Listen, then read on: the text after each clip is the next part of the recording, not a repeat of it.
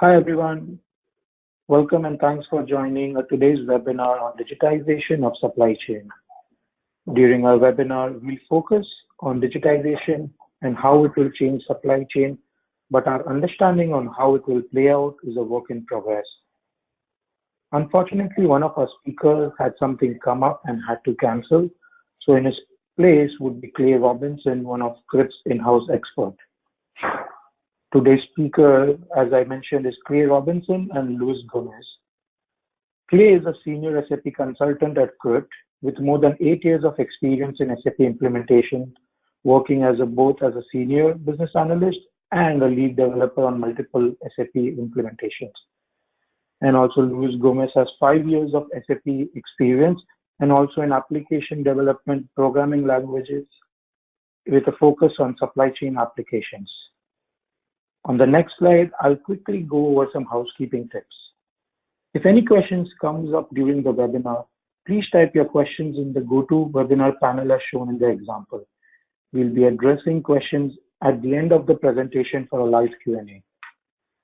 On the next slide, I'd quickly like to introduce CRIP for those of you who are less familiar with us. CRIP Inc. was established in 2008 and is a leading SAP consulting partner. Although we operate globally, we consider ourselves as a boutique consulting firm that lives by our founding principles of innovation, collaboration, and drive. These principles have allowed us to complete over 800,000 hours of SAP consulting in various industries. Our services focus around implementation, upgrades, customizations around various SAP solutions, including trade, transportation, warehouse, planning, and HANA. We also offer proprietary solutions, integration services, and work closely with SAP for ramp-ups and testing. On the next slide, I'd like to share our thought leadership. We thrive to be our thought leaders in the supply chain ecosystem. We have accomplished this by authoring books and also in addition to writing blogs and white papers which are available on our website for download. Moving on to our next slide. This is an overview of our proprietary offerings which complements the SAP suite. I wanted to briefly highlight CRIP Connect located in the middle of the screen of solution list. This particular solution can be integrated with any non-SAP ERP system which many find valuable. Moving on the next slide. Over the years, we have had the opportunity to work with a variety of companies within the SAP supply chain space. Some are highlighted here. With that, I'll pass it over to Clay and Luis. Hi, this is Clay Robinson from CRIP. First of all, I'd like to thank everyone for attending. So our agenda for today is to discuss digitization, visibility and analytics, partner collaboration, and blockchain.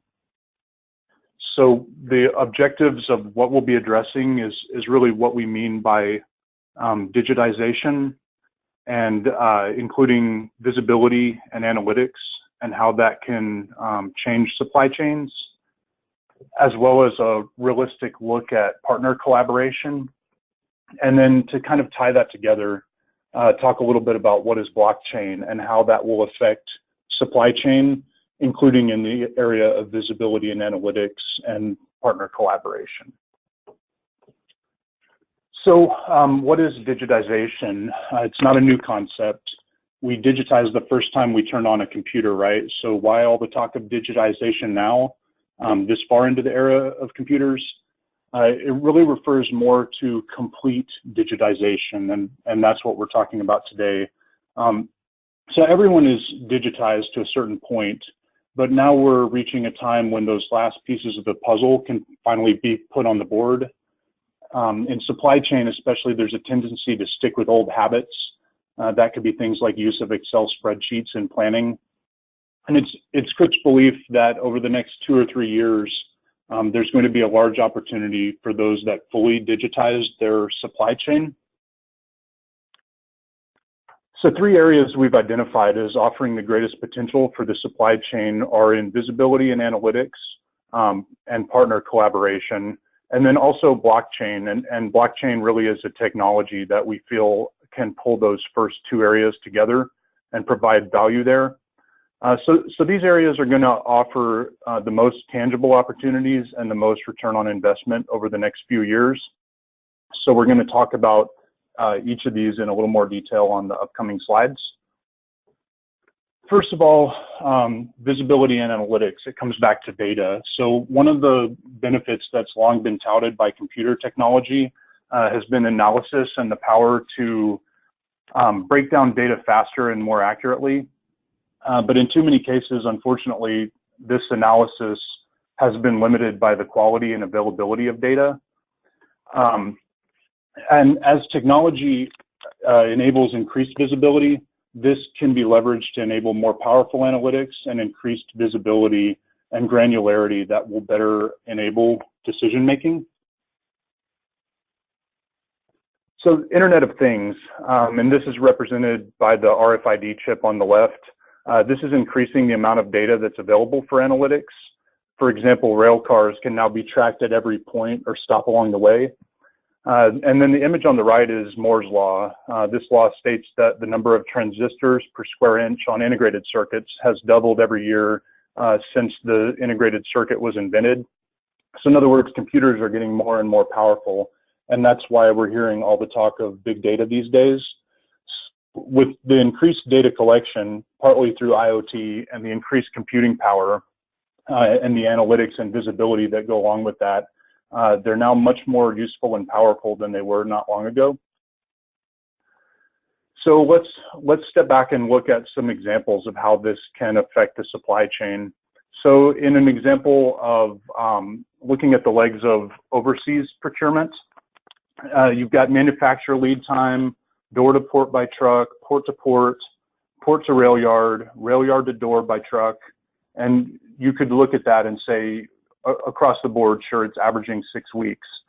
But are you seeing the granularity necessary to accurately update the ETA if there are disruptions at any one point?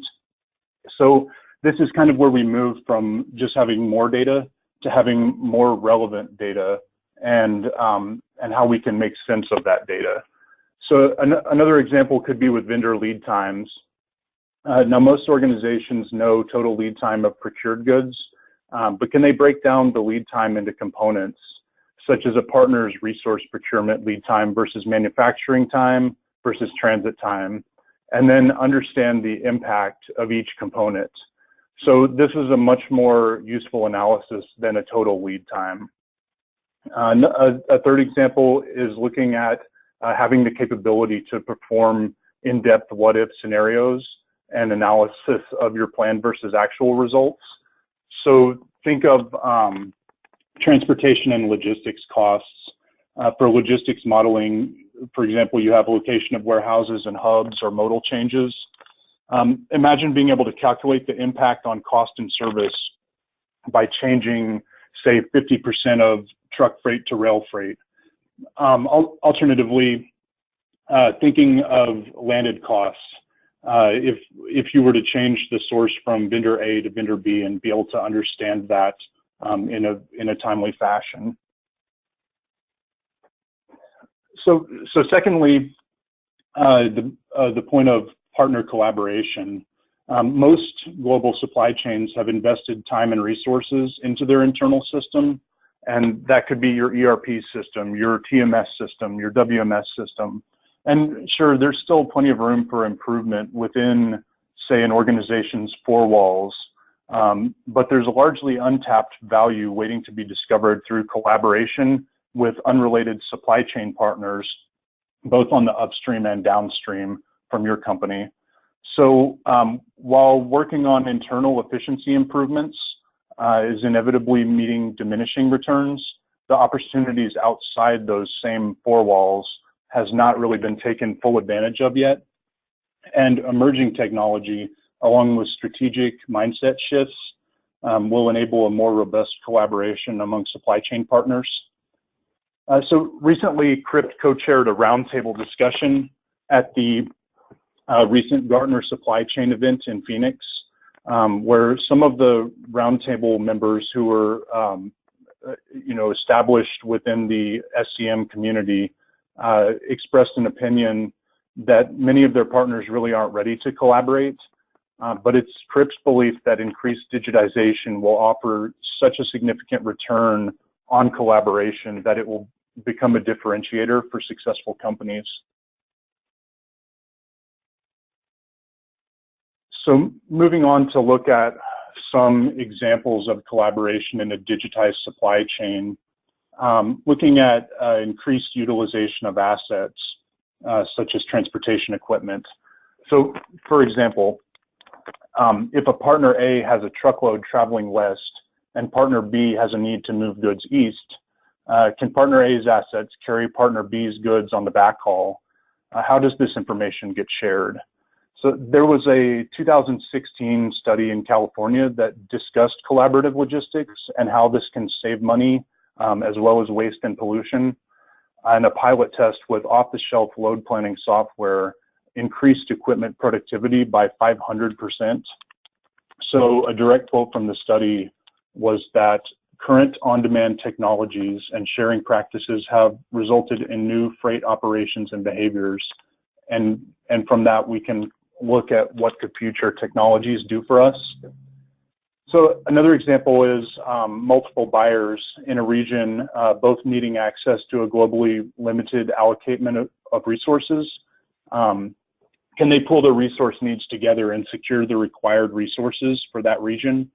For example, if two companies in the USA both need access to limited minerals from Asia, rather than operate separately, could they work together to minimize both of their supply chain risks? In our experience, this is not going to work using spreadsheets. That's slow and after the fact information, not responsive enough. So what we are looking at is what we can do with real-time accurate data and how that affects this effort. A third example is looking at how partners throughout the vertical supply chain share visibility into supply and demand, and greatly increasing efficiency of that supply chain vertical. So rather than viewing your forecasted supply and demand as a proprietary information, what value could there be from sharing it? And by helping your suppliers become more efficient, you can share cost savings and increase fulfillment rates. By sharing forecasted supply with customers, you can increase customer service and avoid losing customers due to stock outages.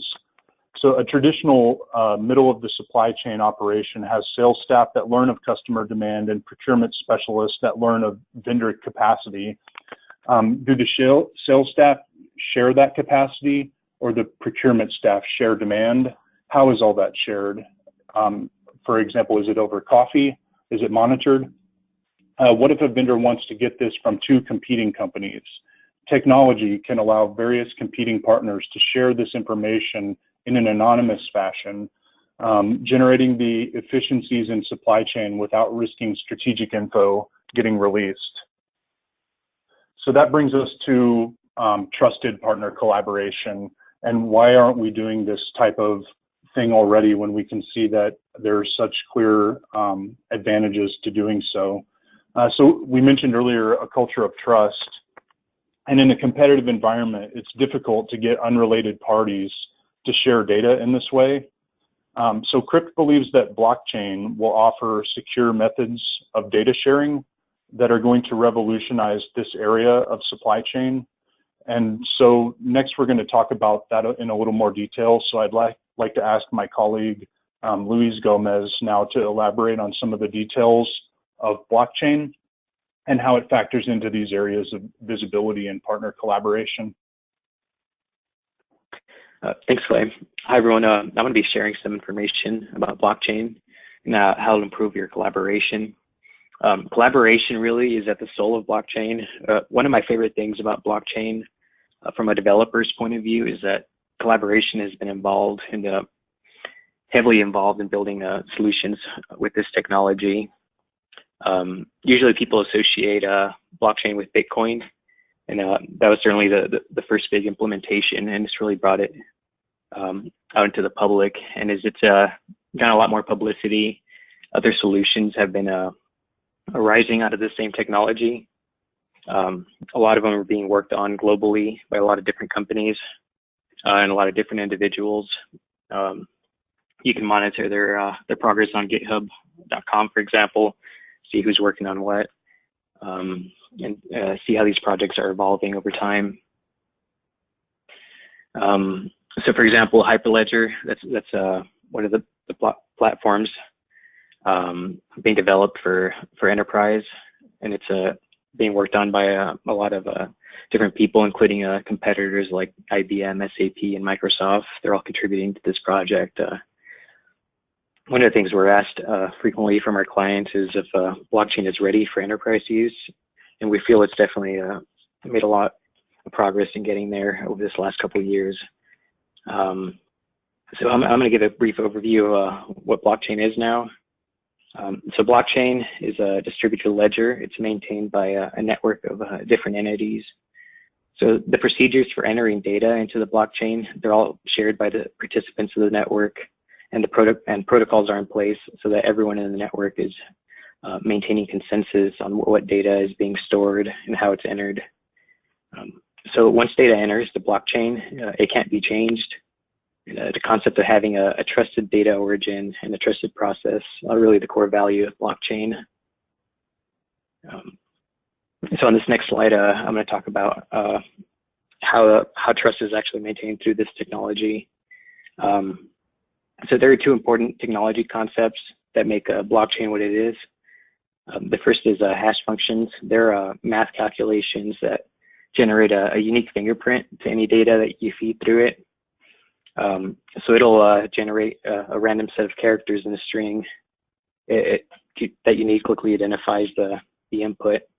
So for example, let's say you get a hash string of a book that you put in through this program. You take that same book, you change one period to a comma within that book, and you get an entirely different looking hash. So using this technique, we can fingerprint pieces of data, and that's actually how the blocks are formed within the blockchain. So we put data into a block, and then we can generate a fingerprint for it, and then we use this fingerprint of this block in the following block to generate a unique fingerprint that's based on all the preceding ones, and we keep doing that. And there's a constant link using this concept between every block, so you can't go back and change anything without having to regenerate all that, and you'd get a whole different output. So this is how all the different partners in the network are able to maintain that they're all using the same set of data and maintain a consensus. So that's how immutability is maintained in a blockchain network. The second concept is asymmetric and public key encryption. So the way this works is two sets of keys are used to encrypt and decrypt data between each other. So one way you can think of it is having a box with a lock on it that if you lock it with one key, it can only be opened by the other key in that pair. So it can't even be opened, again, with the same lock that you used to lock it. So what I can do is I can send this box to you with some secret information. I've locked it with my private key, and you can open it with the public key that I've given you, and you know it came from me because you were able to open it. Now, inversely, you can send that box back to me with the message you want to send me. And if I can open it with my private key, I know it came from your public key. This is how we can maintain a secure sharing of information. And this is really built into how data is moved around a blockchain and how you can control certain people from seeing what you want them to see and others from not. So we've talked a little bit about what a blockchain is. Now we're going to talk about some of the stuff you actually care about, which is the value it can add to your business in this next slide. So if you can think of any process where sharing information between your business partners results in a lot of friction, you can consider blockchain if that process will benefit from these ideas. So consensus, with having consensus, you and all your partners would be in agreement to the same set of the current state of data. Having provenance, you and your partners would be in agreement to where that data originated from. And with immutability, you'd have an absolutely tamper-proof audit trail. So we can think of a lot of use cases in supply chain benefiting from these. One immediate benefit is having a large set of data that you can trust to conduct more accurate analytics. One area that we've been working on here at Crypt has been on a document sharing network. We do a lot of global supply chain projects, and there's certain key pieces of data that are needed to run some of these systems that isn't being transferred very efficiently. So we're looking at solutions to share that between various entities in real time. At larger scales, over the last year, one example in recent news is Maersk and IBM. They've been working on a global trade platform. They started that as a pilot project, but recently they launched a product based on that year's worth of collaboration to get other people involved into that network. And they've gotten various ports around the world and different companies involved in that. Another example of a ongoing supply chain implementation is Walmart's food supply chain network. They're using a blockchain to be able to track food throughout their entire supply chain. So this will help in cases of recall. They can see where everything came from and what they need to move out.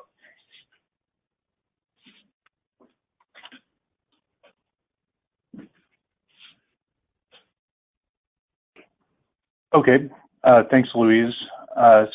So you've heard of 2020 vision, but what we at Crypt like to use is Vision 2020.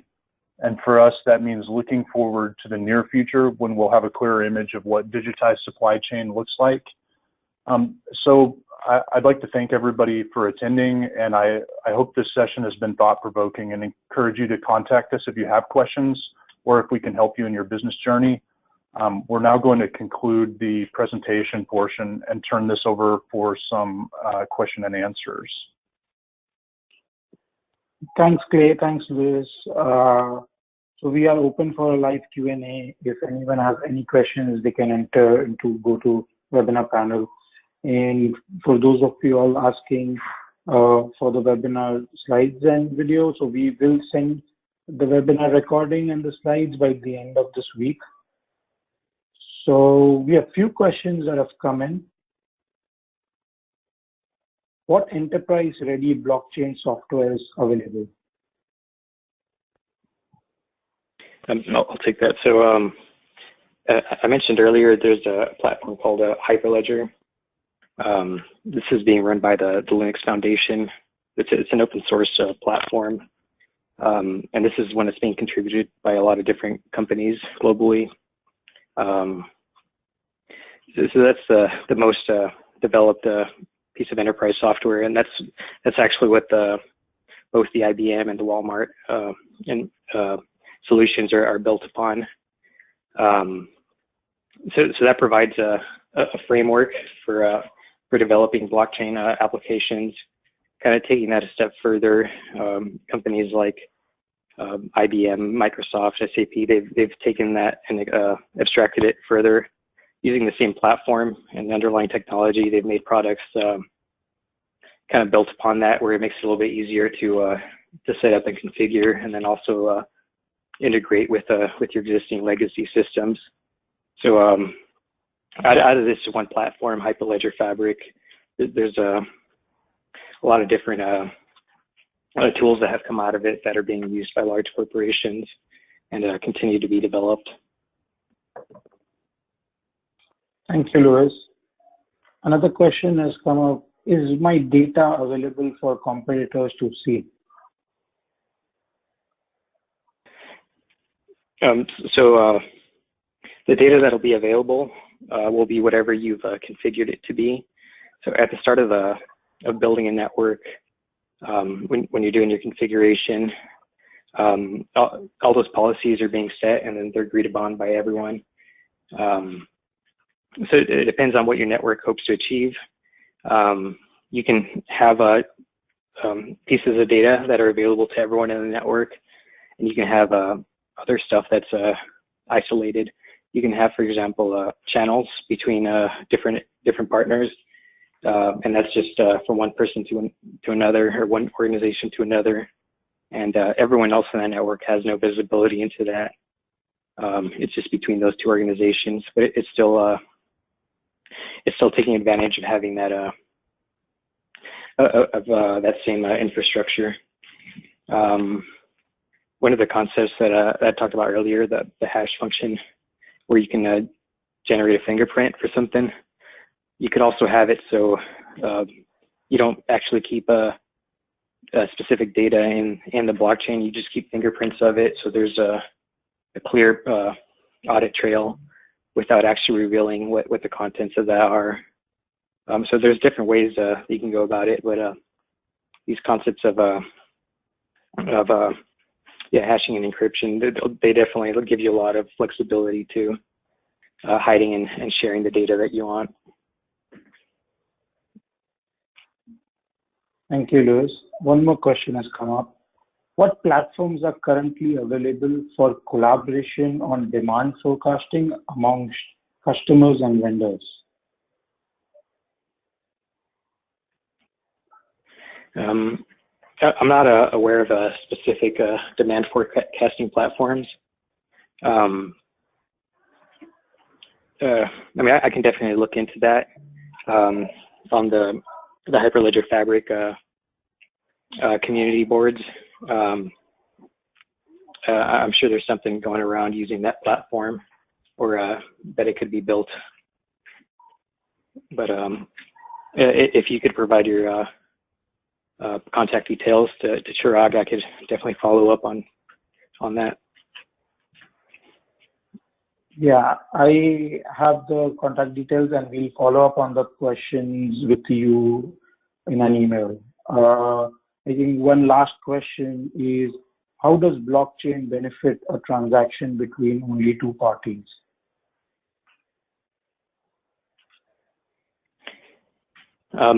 So the greater value of blockchain is when it's being utilized by more than two parties. So there's a network effect where the more people on the network, the greater value there is to everyone. But that doesn't mean that you can't take advantage of some of these principles for communication, where it's a straightforward to point to point. You could also, if you're already part of a participating network, you could establish the kind of like side channels. They're literally called channels within Fabric, where you can have just a direct line of communication isolated from the rest of the network. Okay, thank you, Luis. I think we don't have any more questions coming in. So thank you everyone for joining the webinar, and we'll talk to you soon next time. Take care.